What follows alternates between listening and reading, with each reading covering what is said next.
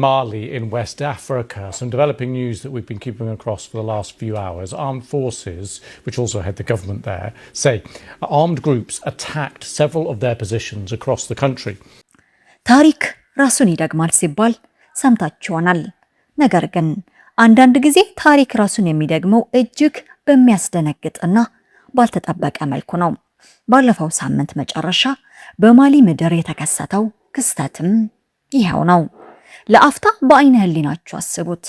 አንዲት ሀገር የዘመናት የደህንነት አጋሯን አልረባሽኝም ብላ አባራ ሌላ ታማኝ የምትለውን ኃይል በታላቅ ድግስ ትቀበላለች።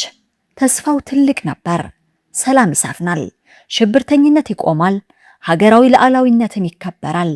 ነገር ግን ያ ተስፋ ባንድ ጀንበር ወደ አስከፊ ቅዠት ተቀየረ። ባለፈው ሳምንት በማሊ በድንገት የተቀሰቀሰው ከባድ ጥቃት የሀገሪቱን መከላከያ ሚኒስትር ለህልፈት መዳረጉ ብቻ ሳይሆን የዓለምን ፖለቲካዊ ሚዛን የገለጠ ትልቅ ክስተት ሆኗል። የሀገሪቱ ዋስትና ተደርገው የታዩት የሩሲያ ወታደሮች አጋሮቻቸውን የማሊ ወታደሮችን በጠላት መካከል ጥለው ለራሳቸው ህይወት ሲሉ ከጂሃዲስቶች ጋር ተደራድረው ሲወጡ ማየት ለብዙዎች የማይታመን ሆኖባቸዋል። ይህ ክስተት የሩሲያን ገጽታ በዓለም አቀፍ መድረክ ምን ያህል ያሳጣዋል? የማሊ ዕጣ ፈንታስ አሁን በማን እጅ ወደቀ? ጆርጅ ኦርዌል 1984 በተባለው ድንቅ መጽሐፍ የተነበየው የሀያላን ሀገራት አዲስ የኢምፓየር ፍክክር ዛሬ በአፍሪካ ምድር ላይ እየታየ ይሆን? ከፈረንሳይ መውጣት እስከ ሩሲያ ክህደት፣ ከቱዋሬግ አማጽያን ጥያቄ እስከ ጂሃዲስቶች አስከፊ ሴራ ድረስ ያለውን ምስቅልቅል ታሪክ ዛሬ በዝርዝር እንፈትሻለን። ለዛሬው ፕሮግራማችን መሳጭ ታሪኮችንና ወቅታዊ ትንታኔዎችን ወደ እናንተ በመናደርስበት የታሪክ ቅምሻ ላይ ጀምሯል። እስከ መጨረሻው አብራችሁን በመቆየት የማሊን የሰማይ ስር ሚስጥር አብረን እንመረምራለን። Outside the military camp in Kidal in northern Mali, Russian mercenaries, once feared and portrayed as powerful, driven out after surrendering their weapons to local Tuareg rebels and armed groups linked to Al-Qaeda. ማሊ እንደ አውሮፓውያን አቆጣጠር በ1960 ከፈረንሳይ ነፃነቷን ካወጀች በኋላም በሀገሪቱ የነበራትን ተጽዕኖ ቀጥላ ነበር። የፈረንሳይ ጦር የማሊን ወታደሮች በማሰልጠንና በማስታጠቅ በኩል ይረዳቸው ነበር። የማሊ ዋነኛ የደህንነት ስጋት የነበሩት ደግሞ ቱዋሬግ የተባሉ በአብዛኛው በሰሜን ምስራቅ ማሊና በምዕራብ ኒጀር የሚኖሩ ዘላን ጎሳዎች ናቸው። አጠቃላይ የህዝብ ቁጥራቸው ወደ 4 ሚሊዮን አካባቢ እንደሚጠጋ ይገመታል። ቱዋሬጎች በቅኝ ግዛት ዘመን እንደ ፈረንጆቹ አቆጣጠር በ1911 በ1916 እና በ1917 በፈረንሳይ ላይ በማመጽ የሚታወቁ ሲሆን ፈረንሳውያን የቅኝ ግዛት ይዞታቸውን ሲከፋፈሉ ራሳቸውን የቻለ ሀገር አልሰጧቸውም። በዚህ ምክንያት ቱዋሬጎች በሰሜን ምስራቅ ማሊና በምዕራብ ኒጀር የተበታተኑ ሲሆን ጥቂቶቹ ደግሞ በቡርኪና ፋሶ፣ አልጄሪያና ሊቢያ ይኖራሉ። በማሊ ውስጥ ቱዋሬጎች ከኒጀር ወንዝ በስተሰሜን ባለው ግዛት ውስጥ ዋነኛው ብሔረሰብ ቢሆኑም በአጠቃላይ ግን የሀገሪቱ ህዝብ ከ10 በመቶ ያነሰ ቁጥር አላቸው። በዚህ ምክንያት ራሳቸውን እንደሚገለልና እንደሚበደል አናሳ ማህበረሰብ አድርገው ይቆጥራሉ። ቱዋሬጎች ባለፉት ዓመታት ውስጥ አንዱን በ60ዎቹ መጀመሪያ ሌላኛው ደግሞ በ90ዎቹ መጀመሪያ ላይ ጨምሮ በርካታ የመንግስት ተቃዋሚ አመጾችን አካሂደዋል። ነገር ግን በሁለቱም ጊዜያት የማሊ መንግስት የፈረንሳይን ቀጥተኛ ጣልቃ ገብነት ሳያስፈልገው ሁኔታውን በቁጥጥር ስር መዋል ችሎ ነበር። ሆኖም በ2012 ነገሮች ሁሉ ተበላሹም።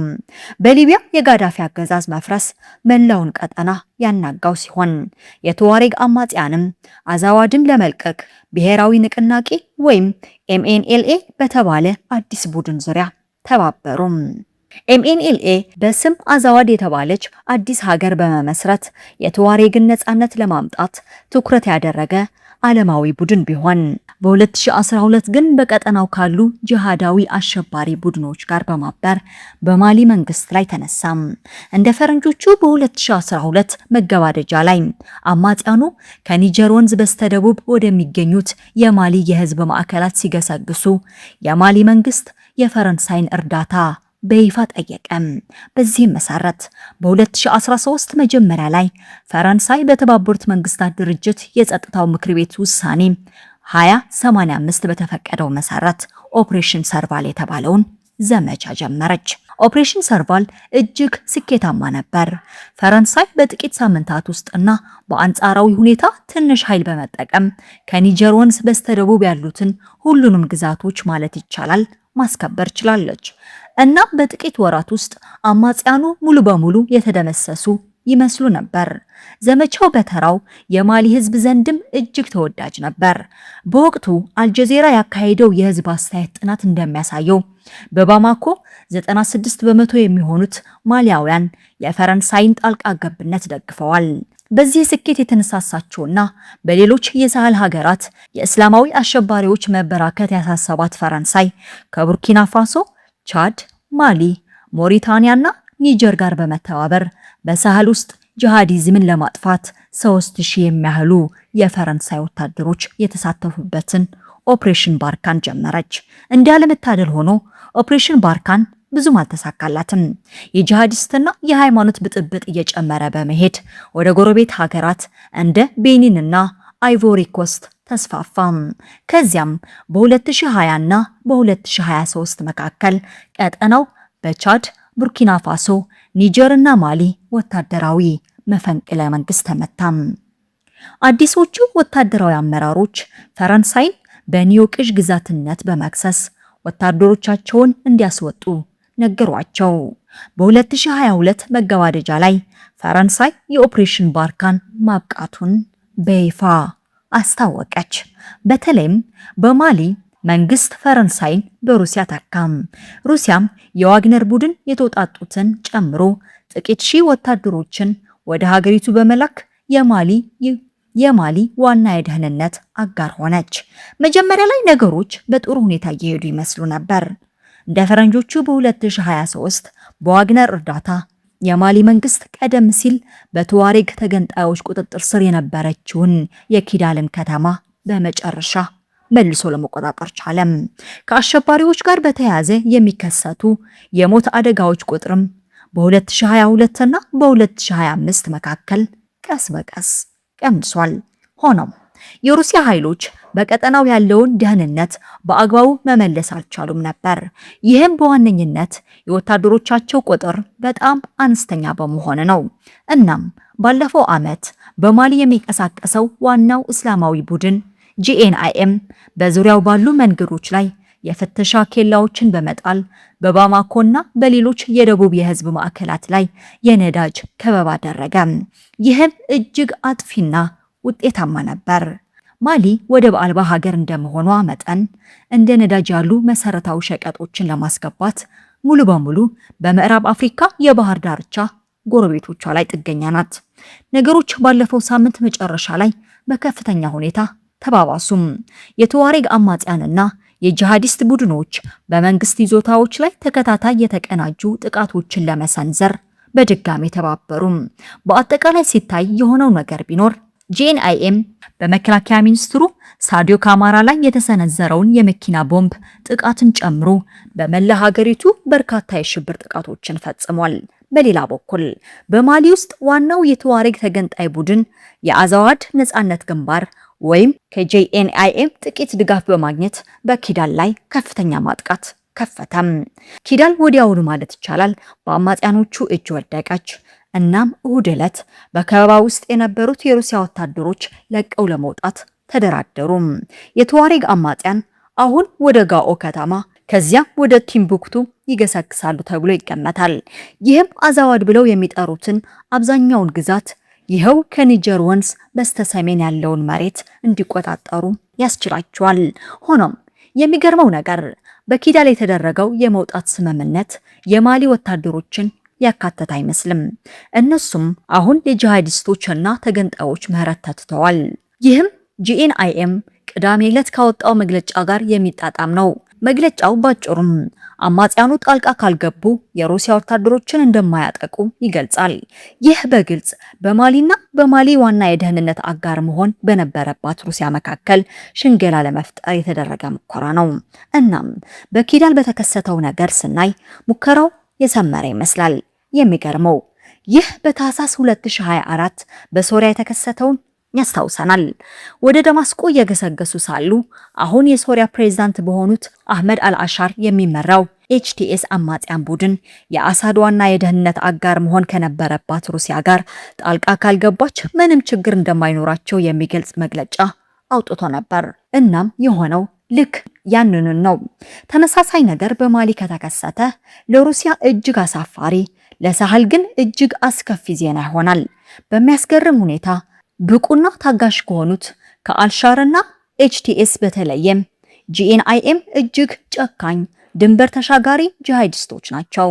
ምናልባትም እጅግ አጥባቂ የሆነ የሸሪዓ ሕግን በመጫን ማሊን በጎረቤት ሀገራት ላይ ለሚሰነዘሩ ተጨማሪ ጥቃቶች መነሻነት ይጠቀሙባታል።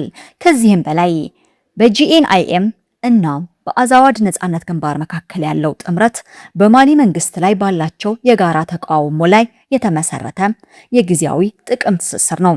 በመጨረሻ እርስ በርሳቸው መጓጋታቸው አይቀሬ ነው። እንደ አውሮፓውያን አቆጣጠር በ2012 ተዋሬጎችና ጂሃዲስቶች ጥምረት በፈጠሩበት የመጨረሻ ጊዜ የሆነው ልክ ይህንኑ ነው።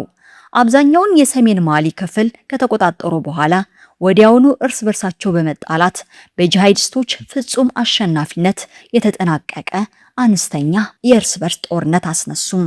ስለዚህ አሁን የዚህ ታሪክ ቀጣይ ሂደት ምን እንደሚሆንና በሚቀጥሉት ቀናትና ሳምንታት ምን እንደሚፈጠር ምንም አያውቅም። ታዲያ የማሊ ዕጣ ፈንታ ወዴት እያመራ ነው? ዛሬ የተመለከትነው የታሪክ ምዕራፍ የሚያሳየን አንድ ትልቅ እውነት አለ። በዓለም ፖለቲካ ውስጥ ዘላቂ ወዳጅ የለም፣ ዘላቂ ጥቅም እንጂ። ሩሲያ በማሊ ምድር የገባችው ለደህንነት ዋስትና ቢሆንም የኪዳል ክስተት ግን ያንን ተስፋ ጥያቄ ውስጥ ጥሎታል። አጋርን በጦር ሜዳ ጥሎ መውጣት በታሪክ መጽሐፍት ውስጥ የሚተውት ጠባሳ ቀላል የሚባል አይደለም። አሁን ማሊ በሁለት እሳቶች መካከል ትገኛለች። በአንድ በኩል የራሳቸውን ሀገር ለመመስረት የሚታገሉት የተዋሬግ አማጽያን፣ በሌላ በኩል ደግሞ ቀጠናውን የሽብር ማዕከል ለማድረግ የሚሹት ጂሃዲስቶች። ይህ ጊዜያዊ የጥቅም ጥምረት ሲፈርስ ደግሞ መከራው የሚተርፈው ለንጹሃን ማሊያውያን ነው። እንደ አውሮፓውያን አቆጣጠር በ2012 የታየው ያ አስከፊ የእርስ በርስ ጦርነት ራሱን በከፋ መልኩ እንዳይደገም ያሰጋል። ይህ ታሪክ ለማሊ ብቻ ሳይሆን ለሁላችንም ትልቅ ትምህርት አለው። የሀገር ደህንነት በባዕድ ኃይሎች እጅ ሲወድቅ መጨረሻው እንዲህ ያለ ውርደትና ምስቅልቅል ሊሆን ይችላል። ጆርጅ ኦርዌል 1984 ላይ እንዳለው ሀያላን ሀገራት አሁንም በቼዝ ሰሌዳቸው ላይ ትናንሽ ሀገራትን እንደመጠቀሚያ እያደረጓቸው ይሁን? ውድ የታሪክ ቅምሻ ቤተሰቦች እናንተስ በዚህ ጉዳይ ላይ ምን ትላላችሁ? ሩሲያ ማሊን ትታ ትወጣ ይሆን ወይንስ ይህ የስትራቴጂክ ማፈግፈግ ነው? ማሊያውያን ወደ ፈረንሳይ መመለስ ይኖርባቸዋል ወይስ የራሳቸውን መፍትሄ መፈለግ? ሐሳባችሁን ሐሳብ መስጫ ሳጥን ላይ አጋሩን። ይህ ታሪክ ጠቃሚ ሆኖ ካገኙት ቪዲዮውን ላይክ በማድረግ ለሌሎች እንዲደርስ አግዙም። ለቻናሉ አዲስ የሆናችሁ ደግሞ እንደዚህ ያሉ ጥልቀት ያላቸው የታሪክ ትንታኔዎች እንዳያመልጧችሁ ሰብስክራይብ በማድረግ የደወል ምልክቷን በመጫን ቤተሰብ ይሆኑም። ስለተከታተላችሁን ከልብ እናመሰግናለን። በሌላ መሳጭ የታሪክ ቅምሻ እስክንገናኝ ቸርን ሰንበት።